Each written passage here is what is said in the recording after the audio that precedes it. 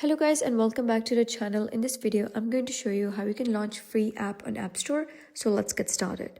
So if you want to launch a free app on the App Store, the process is the same as a paid app, except you simply set the price to free. First, make sure your app is fully built and tested and it works smoothly on iPhone without bugs or crashes. Next, you need an Apple developer account because this is required to publish an app on App Store. Now open Xcode and prepare your app build.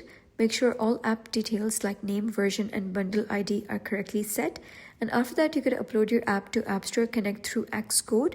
And once uploaded, you're going to go to App Store Connect and create a new app listing.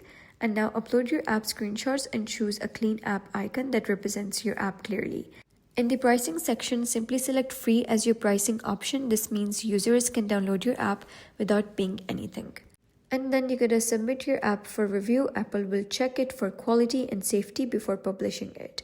And that's it. Once approved, your free app will be live on App Store and available for anyone to download. So if you found this guide helpful, please consider subscribing and leaving a like. It really helps me out, and I'll see you next time.